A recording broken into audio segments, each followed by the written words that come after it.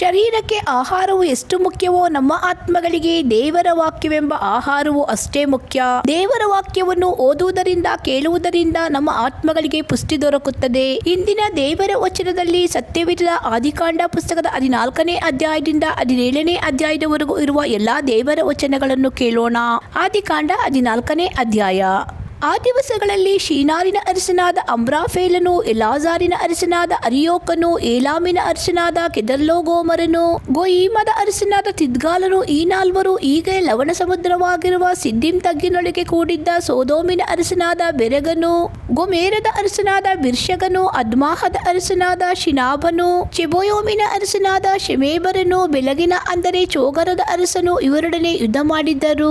ಬೆರಗ ಮೊದಲಾದ ಇವರು 12 ವರ್ಷ ಕೆದರ್ಲೋಗೋಮರನಿಗೆ ಅಧೀನರಾಗಿದ್ದು 13ನೇ ವರ್ಷದಲ್ಲಿ ತಿರುಗಿ ಬಿದ್ದರು. 14ನೇ ವರ್ಷದಲ್ಲಿ ಕೆದರ್ಲಗೋಮರನು ಅವನಿಗೆ ಸೇರಿದ್ದ ರಾಜರು ಬಂದು ಅಸ್ಟಾರೋತ್ ಕರ್ನಯಿಮಿನಲ್ಲಿ ರೆಫಾಯರನ್ನು, ಆಮೀನಲ್ಲಿ ಜೂಜ್ಯರನ್ನು, ಶಾವೆ ಕಿರ್ಯಾತಯಿಮಿನಲ್ಲಿ ಏಮಿಯರನ್ನು ಸೋಲಿಸಿದರು. ಇದಲ್ಲದೆ ಸೆಯೀರೆಂಬ ಬೆಟ್ಟದ ಸೀಮೆಯಲ್ಲಿ ವಾಸವಾಗಿದ್ದ ಓರಿಯರನ್ನು ಅಲ್ಲೇ ಸೋಲಿಸಿ ಮರಳುಗಾಡಿನ ಹತ್ತಿರವಿರುವ ಏಲ್ಟಾರಾನಿನವರೆಗೂ ಹಿಂದಟ್ಟಿದರು. ಆಮೇಲೆ ಅವರು ಹಿಂದಿರುಗಿಕೊಂಡು ಕಾದೇಶ್ ಎನ್ನುವ ಎನ್ಮಿಷ್ಪಾಟಿಗೆ ಬಂದು ಅಮಾಲೇಕ್ಯರ ಸಮಸ್ತ ದೇಶವನ್ನು ಅಚಾಚೋಂತಾಮೀರಿನಲ್ಲಿ ವಾಸವಾಗಿದ್ದ ಅಮೋರಿಯರನ್ನು ಜಯಿಸಿದರು. ಆಗ ಸೋದೋಮ್, ಗೊಮೇರಾ, ಅದ್ಮಾಹ, ಚೆಬೋಯಿಮ್, ಚೋಗರ್ ಎಂಬ ಬೆಲಗ್ ಈ ಪಟ್ಟಣಗಳ ರಾಜರು ಹೊರಟು ಹೋಗಿ ಅವರಿಗೆದುರಾಗಿ, ಅಂದರೆ ಏಲಾಮಿನ ಅರಸನಾದ ಕೆದರ್ಲೆ ಗೋಮರ್, ಗೋಯಿಮದ ಅರಸನಾದ ತಿದ್ಗಾಲ, ಶಿನಾರಿನ ಅರಸನಾದ ಅಮ್ರಾಫೇಲ, ಎಲಾಜಾರಿನ ಅರಸನಾದ ಅರಿಯೋಕ ಇವರಿಗೆ ವಿರೋಧವಾಗಿ ಸಿದ್ದಿಮ್ ಎಂಬ ತಗ್ಗು ಮೈದಾನದಲ್ಲಿ ತಮ್ಮ ದಂಡನ್ನು ನಿಲ್ಲಿಸಿದರು. ಹೀಗೆ 4 ಮಂದಿ ರಾಜರು 5 ಮಂದಿ ರಾಜರನ್ನು ಎದುರಿಸಿದರು. ಆದರೆ ಸಿದ್ದಿಮ್ ತಗ್ಗಿನಲ್ಲಿ ಕಲ್ಲರಿಗಿನ ಕೆಸರು ಕುಣಿಗಳು ತುಂಬಾ ಇದ್ದವು. ಸೋದೋಮ್ ಗೊಮೋರಗಳ ರಾಜರ ಕಡೆಯವರು ಓಡಿ ಹೋಗುವಾಗ ಆ ಕುಣಿಗಳಲ್ಲಿ ಬಿದ್ದು ಸತ್ತರು. ಉಳಿದವರು ಬೆಟ್ಟಗಳಿಗೆ ಓಡಿ ಹೋದರು. ಗೆದ್ದವರು ಸೋದೋಮ್ ಗೊಮೋರ್ ಪಟ್ಟಣಗಳನ್ನು ಸೂರೆ ಮಾಡಿ ಅವುಗಳಲ್ಲಿದ್ದ ಎಲ್ಲಾ ಆಸ್ತಿಯನ್ನು ದವಸವನ್ನು ತೆಗೆದುಕೊಂಡು ಹೋದರು. ಸೋದೋಮಿನಲ್ಲಿ ವಾಸವಾಗಿದ್ದ ಅಮ್ರಾಮನ ತಮ್ಮನ ಮಗನಾದ ಲೋಟನನ್ನು ಅವನ ಆಸ್ತಿ ಸಹಿತ ಹಿಡಿದುಕೊಂಡು ಹೋದರು. ತಪ್ಪಿಸಿಕೊಂಡವನೊಬ್ಬನು ಇಬ್ರಿಯನಾದ ಅಬ್ರಾಮನ ಬಳಿಗೆ ಬಂದು ಇದನ್ನು ತಿಳಿಸಿದನು. ಅಬ್ರಾಮನು ಅಮೋರಿಯನಾದ ಮಮ್ರೆಯನ ತೋಪಿನ ಬಳಿಯಲ್ಲಿ ವಾಸವಾಗಿದ್ದನು. ಮಮ್ರೆಯನು ಎಷ್ಕೋಲ ಅನೇರರಿಗೆ ಸಹೋದರನು. ಇವರಿಬ್ಬರಿಗೂ ಅಬ್ರಾಮನಿಗೂ ಒಡಂಬಡಿಕೆ ಇತ್ತು. ಅಬ್ರಾಮನು ತನ್ನ ತಮ್ಮನ ಮಗನು ಸೆರೆಗೆ ಸಿಕ್ಕಿದ್ದನ್ನು ಕೇಳಿ ತನ್ನ ಮನೆಯಲ್ಲೇ ಹುಟ್ಟಿ ಬೆಳೆದ ಶಿಕ್ಷಿತರಾದ 318 ಮಂದಿ ಆಡುಗಳನ್ನು ಯುದ್ಧಕ್ಕೆ ಸಿದ್ಧ ಮಾಡಿಕೊಂಡು ಹೊರಟು ಆ ರಾಜರನ್ನು ದಾನೂನಿನವರೆಗೂ ಹಿಂದಟ್ಟಿದ್ದನು. ಆಗ ಅವನು ರಾತ್ರಿ ವೇಳೆಯಲ್ಲಿ ತನ್ನ ದಂಡನ್ನು 2 ಭಾಗ ಮಾಡಿ ತನ್ನ ಭಟರೊಡನೆ ಅವರ ಮೇಲೆ ಬಿದ್ದು ಒಡೆದು ದಮಸ್ಕ ಪಟ್ಟಣದ ಉತ್ತರ ಕಡೆಯಲ್ಲಿರುವ ಓಬಾ ಊರಿನ ತನಕ ಹಿಂದಟ್ಟಿದ್ದನು. ರಾಜರು ಅಪಹರಿಸಿದ ಎಲ್ಲಾ ವಸ್ತುಗಳನ್ನು ಅವನು ತೆಗೆದುಕೊಂಡನು. ತನ್ನ ತಮ್ಮನ ಮಗನಾದ ಲೋಟನನ್ನು ಅವನ ಆಸ್ತಿಯನ್ನು ಬಿಡಿಸಿಕೊಂಡಿದ್ದಲ್ಲದೆ ಸೆರೆಯಲ್ಲಿದ್ದ ಸ್ತ್ರೀಯರನ್ನು ಮಿಕಾದವರನ್ನು ತೆಗೆದುಕೊಂಡು ಬಂದನು. ಅವನು ಕೆದರ್ಲಗೋಮರನನ್ನು ಅವನೊಂದಿಗೆ ಇದ್ದ ರಾಜರನ್ನು ಒಡೆದು ಬಂದ ಮೇಲೆ ಸೋದೋಮಿನ ಅರಸನು ಅವನನ್ನು ಅರಸನ ತಗ್ಗು ಎನಿಸಿಕೊಳ್ಳುವ ಶಾವೆ ತಗ್ಗಿನಲ್ಲಿ ಎದುರುಗೊಂಡನು. ಸಾಲೇಮಿನ ಅರಸನಾದ ಮೆಲ್ಕಿಚೇದಕನು ಸಹ ಬಂದು ರೊಟ್ಟಿಯನ್ನು ದ್ರಾಕ್ಷಾರಸವನ್ನು ಕೊಟ್ಟನು. ಇವನು ಪರಾತ್ಪರನಾದ ದೇವರ ಯಾಜಕನಾಗಿದ್ದು ಅಬ್ರಾಮನನ್ನು ಆಶೀರ್ವದಿಸಿ ಭೂಮ್ಯಾಕಾಶಗಳನ್ನು ನಿರ್ಮಾಣ ಮಾಡಿದ ಪರಾತ್ಪರನಾದ ದೇವರ ಆಶೀರ್ವಾದವು ಅಬ್ರಾಮನಿಗೆ ಆಗಲಿ. ಪರಾತ್ಪರನಾದ ದೇವರು ನಿನ್ನ ಶತ್ರುಗಳನ್ನು ನಿನ್ನ ಕೈಗೆ ಒಪ್ಪಿಸಿದ್ದಕ್ಕಾಗಿ ಆತನಿಗೆ ಸ್ತೋತ್ರ ಎಂದು ಹೇಳಿದನು. ಅಬ್ರಾಮನು ತಾನು ಗೆದ್ದು ತಂದಿದ್ದ ಎಲ್ಲಾ ವಸ್ತುಗಳಲ್ಲಿ 10ನೇ 1 ಭಾಗವನ್ನು ಅವನಿಗೆ ಕೊಟ್ಟನು. ಸೋದೋಮಿನ ಅರಸನು ಅಬ್ರಾಮನಿಗೆ, ನೀನು ಬಿಡಿಸಿದ ಜನರನ್ನು ನನಗೆ ಒಪ್ಪಿಸು, ಆಸ್ತಿಯನ್ನು ನೀನೇ ತಕ್ಕೋ ಎಂದು ಹೇಳಲು ಅಬ್ರಾಮನು ಅವನಿಗೆ, ಒಂದು ದಾರವನ್ನಾಗಲಿ ಕೆರದ ಬಾರನ್ನಾಗಲಿ ನಿನ್ನದರಲ್ಲಿ ಯಾವುದನ್ನು ತೆಗೆದುಕೊಳ್ಳುವುದಿಲ್ಲವೆಂದು ಭೂಮ್ಯಾಕಾಶಗಳನ್ನು ನಿರ್ಮಾಣ ಮಾಡಿದ ಪರಾತ್ಪರ ದೇವರಾಗಿರುವ ಯೆಹೋವನ ಕಡೆಗೆ ಕೈಯೆತ್ತಿ ಪ್ರಮಾಣ ಮಾಡುತ್ತೇನೆ. ಅಬ್ರಾಮನು ತನ್ನ ಸೊತ್ತಿನಿಂದಲೇ ಐಶ್ವರ್ಯವಂತನಾದನೆಂದು ಹೇಳಿಕೊಳ್ಳುವುದಕ್ಕೆ ನಿನಗೆ ಆಸ್ಪದವಾಗಬಾರದು. ನನಗೆ ಏನೂ ಬೇಡ, ಆಳುಗಳು ತಿಂದದ್ದು ಹೊರತು ನನ್ನ ಜೊತೆಯವರಾದ ಅನೇರ, ಎಷ್ಕೋಲ, ಮಮ್ರೆಯವರಿಗೆ ಬರತಕ್ಕ ಪಾಲು ಮಾತ್ರ ಇರಲಿ ಎಂದು ಹೇಳಿದನು. ಆದಿಕಾಂಡ 15ನೇ ಅಧ್ಯಾಯ. ಈ ಸಂಗತಿಗಳು ನಡೆದ ಮೇಲೆ ಅಬ್ರಾಮನಿಗೆ ದರ್ಶನದಲ್ಲಿ ಯೆಹೋವನ ವಾಕ್ಯ ಉಂಟಾಯಿತು. ಏನೆಂದರೆ, ಅಬ್ರಾಮನೇ, ಭಯಪಡಬೇಡ, ನಾನು ನಿನಗೆ ಗುರಾಣಿಯಾಗಿದ್ದೇನೆ, ನಿನಗೋಸ್ಕರ ಅತ್ಯಧಿಕ ಬಹುಮಾನವು ಇಟ್ಟದೆ ಎಂಬುದೇ. ಅದಕ್ಕೆ ಅಬ್ರಾಮನು, ಕರ್ತನಾದ ಯೆಹೋವನೇ, ನನಗೆ ಏನು ಕೊಟ್ಟರೇನು? ನಾನು ಸಂತಾನವಿಲ್ಲದವನಾಗಿ ಹೋಗುವೆನಾದ್ದರಿಂದ ನನ್ನ ಆಸ್ತಿಯೆಲ್ಲ ದಮಸ್ಕದ ಎಲಿಯೇಜರನ ಪಾಲಾಗುವುದಲ್ಲ ಅಂದನು. ತಿರುಗಿ ಅಬ್ರಾಮನು, ನೀನು ನನಗೆ ಸಂತಾನ ಕೊಡಲಿಲ್ಲವಾದ್ದರಿಂದ ನನ್ನ ಮನೆಯಲ್ಲಿ ಹುಟ್ಟಿದವನೇ ನನಗೆ ಬಾಧ್ಯಸ್ಥನಾಗಬೇಕಾಯಿತು ಎಂದು ಹೇಳಲು ಯೆಹೋವನು ಅವನ ಸಂಗಡ ಸಂಗಡ ಮಾತಾಡಿ, ಇವನು ನಿನಗೆ ಬಾಧ್ಯಸ್ಥನಾಗುವುದಿಲ್ಲ, ನಿನ್ನ ಹೊಟ್ಟೆಯಲ್ಲೇ ಹುಟ್ಟುವವನು ನಿನಗೆ ಬಾಧ್ಯಸ್ಥನಾಗುವನು ಎಂದು ಹೇಳಿ ಅವನನ್ನು ಹೊರಗೆ ಕರೆತಂದು, ಆಕಾಶದ ಕಡೆಗೆ ನೋಡು, ನಕ್ಷತ್ರಗಳನ್ನು ಲೆಕ್ಕಿಸುವುದು ನಿನ್ನಿಂದಾದರೆ ಲೆಕ್ಕಿಸು, ನಿನ್ನ ಸಂತಾನವು ಅಷ್ಟಾಗುವುದು ಅಂದನು. ಅಬ್ರಾಮನು ಯೆಹೋವನನ್ನು ನಂಬಿದನು, ಯೆಹೋವನು ಅವನ ನಂಬಿಕೆಯನ್ನು ಅವನ ಲೆಕ್ಕಕ್ಕೆ ನೀತಿ ಎಂದು ಎಣಿಸಿದನು. ಆಮೇಲೆ ಆತನು ಅವನಿಗೆ, ಈ ದೇಶದ ಬಾಧ್ಯತೆಯನ್ನು ನಿನಗೆ ಕೊಡುವುದಕ್ಕೋಸ್ಕರ ನಿನ್ನನ್ನು ಊರ್ ಎಂಬ ಕಲ್ದಿಯರ ಪಟ್ಟಣದಿಂದ ಬರಮಾಡಿದ ಯೆಹೋವನೇ ನಾನು ಎಂದು ಹೇಳಲು ಅವನು, ಕರ್ತನಾದ ಯೆಹೋವನೇ, ನಾನು ಇದನ್ನು ಬಾಧ್ಯವಾಗಿ ಹೊಂದುವೆನೆಂದು ತಿಳಿದುಕೊಳ್ಳುವುದು ಹೇಗೆ ಎಂದು ಕೇಳಿದನು. ಅದಕ್ಕೆ ಆತನು, ನೀನು 3 ವರ್ಷಗಳ ಮಣಕ, ಆಡು, ಟಗರು ಇವುಗಳನ್ನು, ಬೆಳವಕ್ಕಿಯನ್ನು, ಪಾರಿವಾಳದ ಮರಿಯನ್ನು ತೆಗೆದುಕೊಂಡು ಬಾ ಅಂದನು. ಅವನು ಇವುಗಳನ್ನೆಲ್ಲ ತೆಗೆದುಕೊಂಡು ಬಂದು ಪಶುಗಳನ್ನು ಕಡಿದು 2 ಹೋಳು ಮಾಡಿ ತುಂಡಿಗೆ ತುಂಡನ್ನು ಎದುರಾಗಿ ಇಟ್ಟನು. ಪಕ್ಷಿಗಳನ್ನು ಮಾತ್ರ ಕಡಿಯಲಿಲ್ಲ. ಆ ಶವಗಳ ಮೇಲೆ ಹದ್ದುಗಳು ಎರಗಲು ಅಬ್ರಾಮನು ಅವುಗಳನ್ನು ಓಡಿಸಿ ಬಿಟ್ಟನು. ಹೊತ್ತು ಮುಣುಗುತ್ತಿರುವಾಗ ಅಬ್ರಾಮನಿಗೆ ಗಾಢನಿದ್ರೆ ಹತ್ತಿತು. ಕಾರ್ಗತ್ತಲು ಅವನ ಮೇಲೆ ಕವಿಯಿತು. ಅವನು ಭಯಭ್ರಾಂತನಾದನು. ಆಗ ಯೆಹೋವನು ಅವನಿಗೆ, ನೀನು ಚೆನ್ನಾಗಿ ತಿಳಿಯತಕ್ಕದ್ದೇನೆಂದರೆ, ನಿನ್ನ ಸಂತತಿಯವರು ಅನ್ಯ ದೇಶದಲ್ಲಿ ಕೆಲವು ಕಾಲ ವಾಸವಾಗಿದ್ದು ಆ ದೇಶದವರಿಗೆ ದಾಸರಾಗುವರು. 400 ವರ್ಷ ಆ ದೇಶದವರಿಂದ ಬಾಧೆ ಪಡುವರು. ಅವರಿಂದ ಬಿಟ್ಟು ಕೆಲಸ ಮಾಡಿಸಿಕೊಂಡ ಜನಾಂಗವನ್ನು ನಾನು ಶಿಕ್ಷಿಸಿದ ನಂತರ ಅವರು ಬಹಳ ಆಸ್ತಿವಂತರಾಗಿ ಆ ದೇಶದಿಂದ ಬಿಡುಗಡೆಯಾಗಿ ಬರುವರು. ನೀನಂತೂ ಸಮಾಧಾನದೊಡನೆ ಪಿತೃಗಳ ಬಳಿಗೆ ಸೇರಿವಿ, ತುಂಬಾ ವೃದ್ಧನಾಗಿ ಉತ್ತರ ಕ್ರಿಯೆಯನ್ನು ಹೊಂದುವಿ. ನಿನ್ನ ಸಂತತಿಯವರು 4ನೇ ತಲಾಂತರದಲ್ಲಿ ಇಲ್ಲಿಗೆ ತಿರುಗಿ ಬರುವರು. ಅಮೋರಿಯರ ಅಪರಾಧವು ಇನ್ನೂ ಪೂರ್ಣ ಸ್ಥಿತಿಗೆ ಬರಲಿಲ್ಲ ಎಂದು ಹೇಳಿದನು. ಹೊತ್ತು ಮುಣಿಗೆ ಕಾರ್ಗತ್ತಲಾದಾಗ ಇಗೋ, ಹೊಗೆ ಹಾಯುವ ಒಲೆಯು ಉರಿಯುವ ದೀವಟ್ಟಿಗೆಯು ಕಾಣಿಸಿ ಆ ತುಂಡುಗಳ ನಡುವೆ ಹೋದವು. ಆ ದಿನದಲ್ಲಿ ಯೆಹೋವನು ಅಬ್ರಾಮನ ಸಂಗಡ ಒಡಂಬಡಿಕೆ ಮಾಡಿಕೊಂಡು, ಐಗುಪ್ತ ದೇಶದ ನದಿಯಿಂದ ಯುಫ್ರಟಿಸ್ ಮಹಾನದಿಯವರೆಗೂ ಈ ದೇಶವನ್ನೆಲ್ಲ ನಿನ್ನ ಸಂತತಿಯವರಿಗೆ ಕೊಟ್ಟಿದ್ದೇನೆ ಅಂದನು. ಅಂದರೆ ಕೆನೀಯರು, ಕೆನಿಜಿಯರು, ಕದ್ಮೋನಿಯರು, ಇತ್ತಿಯರು, ಪೆರಿಜಿಯರು, ರೆಫಾಯರು, ಅಮೋರಿಯರು, ಕಾನಾನ್ಯರು, ಗಿರ್ಗಾಶಿಯರು, ಯೆಬೂಸಿಯರು ವಾಸವಾಗಿರುವ ದೇಶವನ್ನು ಕೊಡುವೆನೆಂದು ವಾಗ್ದಾನ ಮಾಡಿದ್ದನು. ಆದಿಕಾಂಡ 16ನೇ ಅಧ್ಯಾಯ.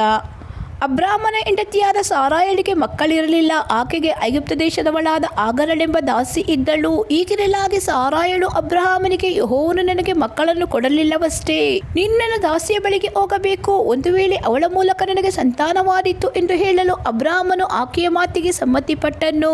ಅಬ್ರಾಮನು 10 ವರ್ಷ ಕಾನಾನ್ ದೇಶದಲ್ಲಿ ವಾಸಿಸಿದ ಮೇಲೆ ಅವನ ಹೆಂಡತಿಯಾದ ಸಾರಾಯಳು ಐಗುಪ್ತಳಾದ ಆಗರಳೆಂಬ ದಾಸಿಯನ್ನು ಕರೆದು ತನ್ನ ಗಂಡನಿಗೆ ಹೆಂಡತಿಯಾಗಿ ಒಪ್ಪಿಸಿದಳು. ಅವನು ಆಗರಳನ್ನು ಕೂಡಲು ಬಸುರಾದಳು. ತಾನು ಬಸುರಾದನೆಂದು ತಿಳುಕೊಂಡಾಗ ಅವಳು ಯಜಮಾನಿಯನ್ನು ತಾತ್ಸಾರ ಮಾಡಿದಳು. ಆಗ ಸಾರಾಯಳು ಅಬ್ರಾಮನಿಗೆ, ನನ್ನ ಗೋಳು ನಿನಗೆ ತಗಲಲ್ಲಿ, ನನ್ನ ದಾಸಿಯನ್ನು ನಿನಗೆ ಹೆಂಡತಿಯಾಗಿ ಒಪ್ಪಿಸಿದೆನಷ್ಟೇ. ಅವಳು ತಾನು ಬಸುರಾದನೆಂದು ತಿಳಿದು ನನ್ನನ್ನು ತಾತ್ಸಾರ ಮಾಡುತ್ತಾಳೆ. ನಿನಗೂ ನನಗೂ ಯೆಹೋವನೇ ನ್ಯಾಯ ತೀರಿಸಲಿ ಎಂದು ಹೇಳಲು ಅಬ್ರಾಮನು, ನಿನ್ನ ದಾಸಿಯು ನಿನ್ನ ಕೈಯಲ್ಲೇ ಇದ್ದಾಳೆ, ಮನಸ್ಸುವನಂತೆ ಮಾಡು ಅಂದನು. ಆಗ ಸಾರಾಯಳು ಅವಳನ್ನು ಬಾಧಿಸಲು ಅವಳು ಓಡಿ ಹೋದಳು. ಅವಳು ಮರಳು ಕಾಡಿನಲ್ಲಿ ಶೂರಿನ ಮಾರ್ಗದ ಹೊರತಿಯ ಹತ್ತಿರ ಇರುವಾಗ ಯೆಹೋವನ ದೂತನು ಅವಳನ್ನು ಕಂಡು, ಸಾರಾಯಳ ದಾಸಿಯಾದ ಆಗರಳೆ, ಎಲ್ಲಿಂದ ಬಂದಿ, ಎಲ್ಲಿಗೆ ಹೋಗುತ್ತಿ ಎಂದು ಕೇಳಲು ಅವಳು, ನನ್ನ ಯಜಮಾನಿಯಾದ ಸಾರಾಯಳ ಬಳಿಯಿಂದ ಓಡಿ ಹೋಗುತ್ತಾ ಇದ್ದೇನೆ ಅಂದಳು. ಅದಕ್ಕೆ ಯೆಹೋವನ ದೂತನು, ನೀನು ಯಜಮಾನಿಯ ಬಳಿಗೆ ಹಿಂತಿರುಗಿ ಹೋಗಿ ಅವಳಿಗೆ ತಗ್ಗಿ ನಡೆದುಕೋ ಅಂದನು. ಅದಲ್ಲದೆ ಯೆಹೋವನ ದೂತನು ಅವಳಿಗೆ, ನಿನಗೆ ಬಹುಸಂತಾನವಾಗ ಮಾಡುವೆನು, ಅದು ಲೆಕ್ಕಿಸಕೂಡದಷ್ಟು ಅಪರಿಮಿತವಾಗುವುದು ಎಂದು ಹೇಳಿದನು. ಮತ್ತು ಯೆಹೋವನ ದೂತನು ಅವಳಿಗೆ, ನೀನು ಬಸುರಾಗಿದ್ದೀಯಷ್ಟೇ, ನಿನಗೆ ಮಗನು ಹುಟ್ಟುವನು. ಯೆಹೋವನು ನಿನ್ನ ಕಷ್ಟದ ಕೂಗಿಗೆ ಕಿವಿಗೊಟ್ಟಿದ್ದರಿಂದ ಆ ಮಗನಿಗೆ ಇಸ್ಮಾಯೇಲ್ ಎಂದು ಹೆಸರಿಡಬೇಕು. ಅವನು ಕಾಡುಗತ್ತೆಯಂತೆ ಇರುವನು, ಅವನು ಎಲ್ಲರ ಮೇಲೆ ಕೈ ಎತ್ತುವನು, ಹಾಗೆಯೇ ಅವನ ಮೇಲೆ ಎಲ್ಲರೂ ಕೈ ಎತ್ತುವರು. ತನ್ನ ಅಣ್ಣ ತಮ್ಮಂದಿರ ಎದುರುಗಡೆಯೇ ವಾಸವಾಗಿರುವನು ಎಂದು ಹೇಳಿ ಹೋದನು. ಅವಳು, ನನ್ನನ್ನು ನೋಡುವಾತನನ್ನು ನಾನು ಇಲ್ಲಿಯೂ ನೋಡಿದೆನಲ್ಲ ಅಂದುಕೊಂಡು ತನ್ನ ಸಂಗಡ ಮಾತಾಡಿದ ಯೆಹೋವನಿಗೆ ಎಲ್ಲವನ್ನು ನೋಡುವ ದೇವರೆಂದು ಹೆಸರಿಟ್ಟಳು. ಈ ಸಂಗತಿಯಿಂದ ಅಲ್ಲಿರುವ ಬಾವಿಗೆ ಲಹೆರೋಹಿ ಬಾವಿ ಎಂದು ಹೆಸರಾಯಿತು. ಅದು ಕಾದೇಶಿಗೂ ಬೆರದಿಗೂ ನಡುವೆ ಅದೇ. ಆಗರಳು ಅಬ್ರಾಮನಿಂದ ಮಗನನ್ನು ಎತ್ತಳು. ಅಬ್ರಾಮನು ಅವನಿಗೆ ಇಸ್ಮಾಯೇಲ್ ಎಂದು ಹೆಸರಿಟ್ಟನು. ಅವಳು ಇಸ್ಮಾಯೇಲನ್ನು ಎತ್ತಾಗ ಅಬ್ರಾಮನು 86 ವರ್ಷದವನಾಗಿದ್ದನು. ಆದಿಕಾಂಡ 17ನೇ ಅಧ್ಯಾಯ.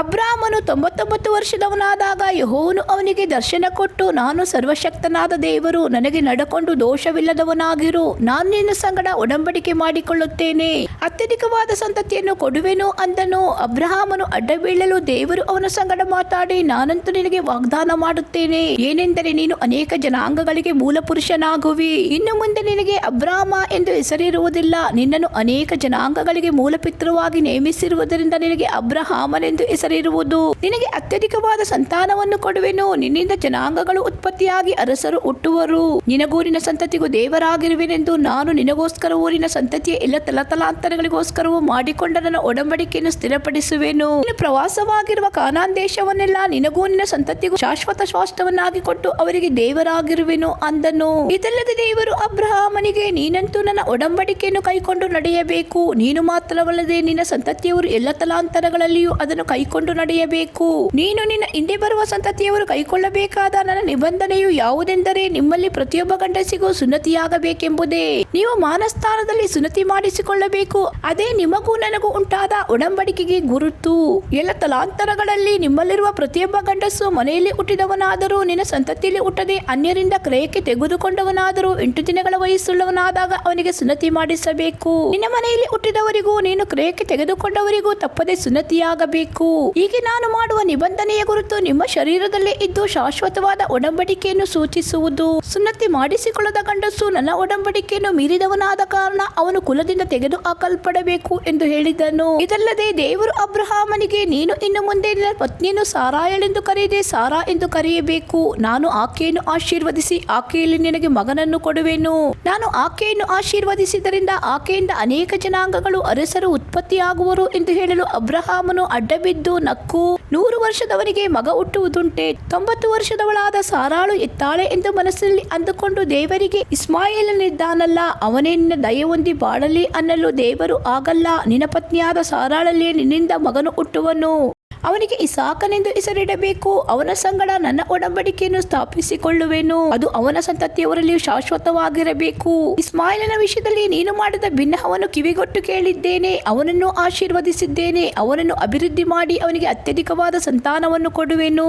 ಅವನು 12 ಮಂದಿ ಅರಸರನ್ನು ಪಡೆಯುವನು. ಅವನಿಂದ ದೊಡ್ಡ ಜನಾಂಗವಾಗುವಂತೆ ಮಾಡುವೆನು. ಆದರೆ ಆ ನನ್ನ ಒಡಂಬಡಿಕೆಯನ್ನು ಇಸಾಕನ ಸಂಗಡಲೇ ಸ್ಥಾಪಿಸಿಕೊಳ್ಳುತ್ತೇನೆ. ಬರುವ ವರ್ಷ ಇದೇ ಕಾಲದಲ್ಲಿ ಸಾರಾಳು ಅವನನ್ನು ಹೆರುವಳು ಅಂದನು. ಆಗ ದೇವರು ಅಬ್ರಹಾಮನ ಸಂಗಡ ಮಾತಾಡುವುದನ್ನು ಮುಗಿಸಿ ಅವನ ಬಳಿಯಿಂದ ಮೇಲಕ್ಕೆ ಹೋದನು.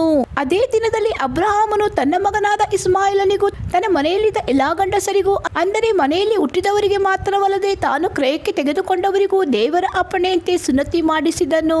ಅಬ್ರಹಾಮನಿಗೆ ಸುನ್ನತಿಯಾದಾಗ ಅವನಿಗೆ 99 ವರ್ಷವಾಗಿತ್ತು. ಇಸ್ಮಾಯಿಲನಿಗೆ ಸುನ್ನತಿಯಾದಾಗ ಅವನಿಗೆ 13 ವರ್ಷವಾಗಿತ್ತು. ಅಬ್ರಹಾಮನಿಗೂ ಅವನ ಮಗನಾದ ಇಸ್ಮಾಯಿಲನಿಗೂ ಒಂದೇ ದಿನದಲ್ಲಿ ಸುನ್ನತಿಯಾಯಿತು. ಅವನ ಮನೆಯಲ್ಲಿದ್ದ ಗಂಡಸರೆಲ್ಲರಿಗೂ, ಅಂದರೆ ಮನೆಯಲ್ಲಿ ಹುಟ್ಟಿದವರಿಗೆ ಮಾತ್ರವಲ್ಲದೆ ಅನ್ಯರಿಂದ ಕ್ರಯಕ್ಕೆ ತೆಗೆದುಕೊಂಡವರಿಗೂ ಅವನೊಂದಿಗೆ ಸುನ್ನತಿಯಾಯಿತು.